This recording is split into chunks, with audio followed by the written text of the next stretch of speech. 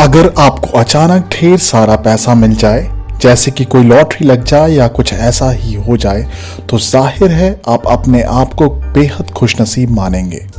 और अगर इसी तरह पूरे के पूरे देश को एकदम बहुत सारा धन और संपत्ति का भंडार मिल जाए, तो यकीनन वो देश भी बहुत लकी माना जाएगा। लेकिन क्या वाकई ये अच्छा होगा? शायद नहीं। और ऐसा हम नहीं कह रहे, बल्कि दुनिया के जाने माने इकोनॉमिस्ट और फाइनेंशियल एक्सपर्ट्स और उनकी स्टडीज कहती हैं। और इसी फिनोमेना को कहते हैं द रिसोर्स कर्स, यानी कि जब आपकी अमीरी ही आपकी गरीबी की वजह बन जाए। Welcome to my YouTube channel the content junction. और अगर अभी भी आपने हमारे इस यूट्यूब चैनल को सब्सक्राइब नहीं किया है, तो प्लीज इसे अभी सब्सक्राइब करें और साथ ही साथ बेल आइकन भी दबाएं, ताकि आप हमारे सारे इंटरेस्टिंग और एंटरटेनिंग वीडियोस देख पाएं। तो इस फिनोमेना यानी द रिसोर्स कर्स को शायद पहली बार ऑब्जर्व और स्टडी किया गया एक यूरोप की कंट्री नेदरलैंड्स के केस में, जहां के सिटीजन्स को और बोली जाने वाली भाषा को डच कहते हैं। और इसीलिए कई लोग द रिसोर्स कर्स को द डच डिजीज के नाम से भी जानते हैं। तो हुआ कुछ यूं था कि 1960 के लगभग नेदरलैंड्स को काफी बड़ा गैस का भंडार मिला। और जब ऐसा हुआ तो ऑब्वियसली पूरे नेदरलैंड्स में एक खुशी की लहर दौड़ पड़ी। और ना सिर्फ उन्हें बल्कि पूरी दुनिया में लोगों को लगा कि इससे नेदरलैंड्स को बहुत फायदा होगा और ये नेदरलैंड्स के लिए एक वरदान साबित होगा।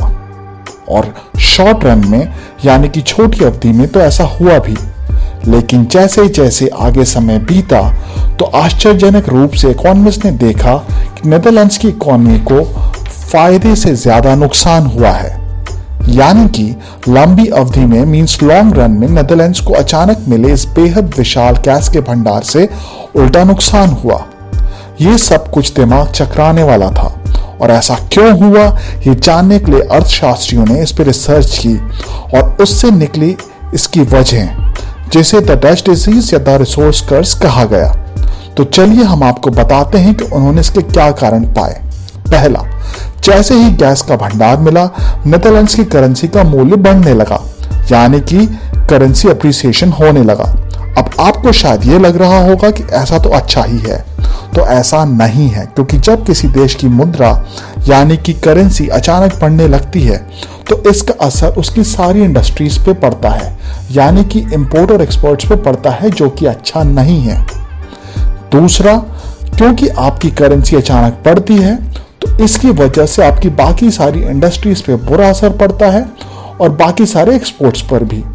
अब उदाहरण के लिए इसे ऐसे समझिए कि भारत बहुत सारी आईटी सॉफ्टवेयर सर्विसेज पूरी दुनिया को एक्सपोर्ट करता है और उसे पेमेंट्स मिलती हैं डॉलर में या यूरो में या किसी और करेंसी में। और अभी अगर एक यूएस डॉलर में 70 या 72 इंडियन रुपीस आते हैं और मान लीजिए कि कुछ थोड़े से समय में रुपए की कीमत बढ़ जाती है और इतनी बढ़ जाती है कि एक यूएस डॉलर में अब सिर्फ 50 रुपए ही आएंगे, तो विदेश से हम पहले जितने डॉलर्स की पेमेंट्स पाते थे पाएंगे तो उतने ही, लेकिन वास्तविकता में हमारे रुपयों में कन्वर्ट करते समय उस पेमेंट की कीमत काफी कम हो जाएगी। तीसरा कारण, ग्रोथ इन लग्जरी इंपोर्ट्स, यानी कि जब अचानक ढेर सारा पैसा इकोनॉमी में और कुछ लोगों के पास आता है, तो वो यकीनन काफी महंगी चीजें भी खरीदते हैं, जो कि कई बार देश के बाहर से भी इंपोर्ट की जाती हैं। और ऐसा करने पे देश में आया हुआ ये पैसा वापस देश से निकल जाता है। चौथा कारण, ग्रोथ इन रियल वेजेस, यानी कि जब इकोनॉमी में खूब सारा पैसा एकदम से आता है तो महंगाई दर भी बढ़ जाती है और साथ ही साथ लोगों की यानी कि काम करने वाले लोगों की सैलरी या तनख्वाह भी बढ़ जाती है, क्योंकि महंगाई बढ़ जाती है। जैसे कि एक ड्राइवर की सैलरी, काम करने वाले मेड की सैलरी, एक सैलून में बाल काटने वाले की सैलरी, साफ सफाई करने वाले की सैलरी और एक ऑफिस में काम करने वाले व्यक्ति की भी सैलरी। तो ये ग्रोथ इन रियल वेजेस हो जाती हैं जब इकोनॉमी में एकदम से पैसा आता है, और एक बार जब ये बढ़ जाती हैं तो फिर ये कम करना बहुत मुश्किल होता है, चाहे इकोनॉमी बाद में किसी भी हालात में हो। पांचवा कारण, जैसा कि हमने आपको पहले बताया, वो ये है कि जब एक ही सेक्टर पे बहुत सारा फोकस होता है, जैसे कि मान लीजिए गैस के भंडार पे या गैस से रिलेटेड इंडस्ट्रीज पे या ऑयल के भंडार पे या ऑयल से रिलेटेड इंडस्ट्रीज पे, तो सारा का सारा फोकस, सारे रिसोर्सेज, सारी एनर्जी सिर्फ उसी इंडस्ट्री पे चली जाती है और बाकी सारी इंडस्ट्रीज धीरे धीरे खत्म होने लगती है। इसे हम इनडायरेक्ट डी इंडस्ट्रियलाइजेशन भी कह सकते हैं और ये इकोनॉमी और देश के लिए बिल्कुल अच्छा नहीं है। सिक्स्थ कारण यानी कि छठा कारण होगा इनकम इनइक्वालिटी, यानी कि नेदरलैंड्स के केस में ही अगर आप देखेंगे तो गैस का भंडार मिला था और गैस का भंडार मिलने से जो सारा पैसा आया वो इसी से रिलेटेड इंडस्ट्रीज में आया। मतलब कि पैसा पूरे देश में तो क्या, लेकिन अधिकांश पैसा आया उन लोगों के पास जो गैस से रिलेटेड इंडस्ट्रीज में काम करते थे या उनका इसमें व्यवसाय यानी कि बिजनेस था। तो इससे इनकम इनइक्वालिटी बढ़ती है, यानी कि कंट्री में पैसा तो आया, देश में पैसा तो आया, लेकिन सिर्फ कुछ ही लोगों के पास ज़्यादातर पैसा गया और बाकी लोगों के पास सिर्फ थोड़ा ही। और सातवां, टैक्स रेवेन्यू में डिक्लाइन होने लगता है, यानी कि गवर्नमेंट का पूरा फोकस चला जाता है उसी सेक्टर से related taxes and direct taxes में, और इनकम टैक्स पे शायद गवर्नमेंट कुछ समय के लिए ढील देने लगती है, जो बाद में वापस बढ़ाने पे लोगों को काफी तकलीफ देती है। अब हम आपको एक और देश का उदाहरण देते हैं जो कि एक लाइव एग्जाम्पल भी है, और ये देश है वेनेजुएला। तो वेनेजुएला जो कि एक साउथ अमेरिकन देश है, 1980 के करीब इसे साउथ अमेरिका का सबसे अमीर देश कहा जाता था, लेकिन हालात अब ठीक उसके उलट हैं और उसके पास तेल और दूसरे बेशकीमती खनिज पदार्थों के भंडार होने के बावजूद इस देश की स्थिति बहुत खराब है। और आज हालात ये हैं कि इसके नागरिक देश छोड़कर या तो भाग रहे हैं या जो अभी भी वहां पर हैं वो बेहद गरीबी में हैं। और ऐसा वेनेजुएला के साथ क्यों हुआ? तो यहां पे भी वही द डच डिजीज के लक्षण, यानी कि वेनेजुएला के पास काफी सारे ऑयल और मेटल्स यानी खनिज पदार्थों के भंडार के चलते वेनेजुएला के धीरे धीरे बाकी दूसरी सारी इंडस्ट्रीज और सेक्टर्स खत्म होते गए। दूसरा, जब वेनेजुएला का करंट अकाउंट डेफिसिट यानी कि एक्सपोर्ट और इंपोर्ट का बैलेंस काफी कम होता गया और इनके बीच में कोई तालमेल ही नहीं रह गया।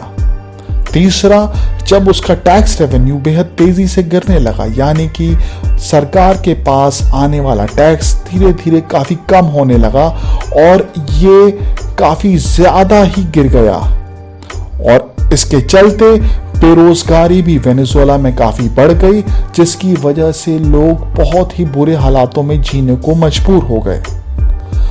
और अंत में इन सभी हालातों के चलते ये देखा गया कि करप्शन पूरी वेनेजुएला में एक बीमारी की तरह फैल गया और अब इसीलिए वहां हालत बहुत ज्यादा खराब है।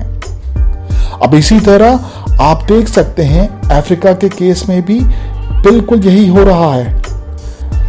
अफ्रीका जिसे दुनिया का सबसे रिच कॉन्टिनेंट यानी कि अमीर महाद्वीप भी कहा जा सकता है, क्योंकि इसके पास ढेर सारे नेचुरल रिसोर्सेज का भंडार है, लेकिन यहां भी वही द रिसोर्स कर्ज की कहानी, यानी कि इतना सब होते हुए भी यहां के लोग बेहद गरीबी में और बहुत बुरे हालातों में जी रहे हैं, जैसे कि चिराग तले अंधेरा।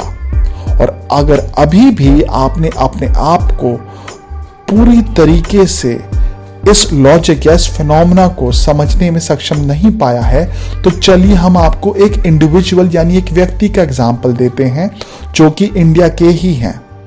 जी हाँ, रिसोर्स कर्ज सिर्फ देशों पे ही लागू नहीं होती बल्कि इंसानों पे भी लागू होती है, क्योंकि देश भी तो इंसानों से ही बने होते हैं, तो फिनोमेना हम पे भी लागू होता है।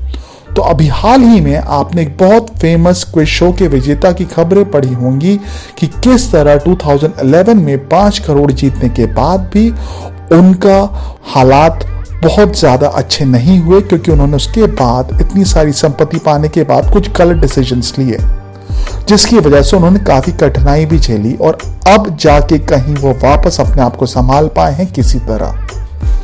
तो ये था हमारा आज का वीडियो ऑन रिसोर्स कर्ज। उम्मीद करते हैं कि आपको पसंद आया होगा, और अगर आया है तो इसे प्लीज लाइक और शेयर करें और हमारे YouTube channel the content junction subscribe करें। Thanks for watching.